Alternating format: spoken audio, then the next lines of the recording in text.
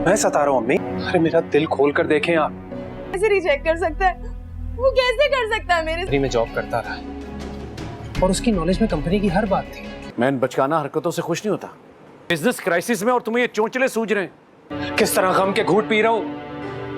Drama serial भरम के आने वाले एपिसोड में आप देखेंगे कि सालार ने आखिरकार वो कर दिखाया जिसके बारे में उसने सजल से कहा था, यानी कि वो सजल को इतना बेइज्जत करेगा कि वो उसके पास आ ही जाएगी मजबूर होकर। आने वाले एपिसोड की स्टोरी में आप ये देखेंगे कि सजल जो है बहुत ही कॉन्फिडेंट है कि वो सालार पाशा के सामने कभी भी नहीं आएगी, यानी कि वो खुद की काबिलियत पर अपनी इमेज तैमूर पाशा के सामने बेहतर रखेगी। पर उसे ये नहीं मालूम है कि सालार पाशा उसके पीछे क्या कुछ नहीं कर रहा। खैर तैमूर पाशा जो कि एक बहुत ही बड़े प्रोजेक्ट पर काम कर रहा होगा और उसकी सारी जिम्मेदारी जो होगी वो सजल के ऊपर होगी, और सजल के बाद जो फाइल्स वगैरह होगी जिसमें सारी इन्फॉर्मेशन होगी वो सालार पाशा किसी को कहलवा कर गुम करवा देगा। और जिस दिन फिर वो प्रेजेंटेशन वगैरह देनी होगी और तैमूर पाशा कहेगा कि सजल वो फाइल वगैरह ले आओ और काम कहाँ तक पहुंचा सारी रिपोर्ट करो मुझे, और फिर उस टाइम सजल के पास कोई जवाब नहीं होगा कि वो तैमूर पाशा को क्या कहे। तैमूर पाशा जैसे कोई भी बहाना सुनने की आदत नहीं है, वो सजल की बहुत ही बेइज्जती करेगा। और फिर सजल बाहर आएगी तो सजल को तो मालूम होगा कि ये सब कुछ करने वाला सालार ही होगा। वो सालार को कहेगी कि आखिर मैंने तुम्हारा क्या बिगाड़ा था, ये सब कुछ करने से पहले तुम्हें ये नहीं एहसास हुआ कि तैमूर सर कितना भरोसा करते थे मुझ पर, तुमने मुझे उनकी नजरों में गिरा दिया है। सालार उसे कहेगा कि मैंने तुम्हें क्या कहा था कि मेरे होते हुए तुम कभी भी यहाँ पर अपनी रेपुटेशन नहीं बना सकती, पर तुम्हें शौक था मुझसे मुकाबला करने का। दोस्तों पर यहाँ पर सजल की ऊपर वाला सुन लेगा और सजल बात ही कर रही होगी सालार से, तो सामने तैमूर भी आ रहा होगा और फिर तैमूर अपनी आंखों से सब कुछ देख लेगा कि सालार किस तरह से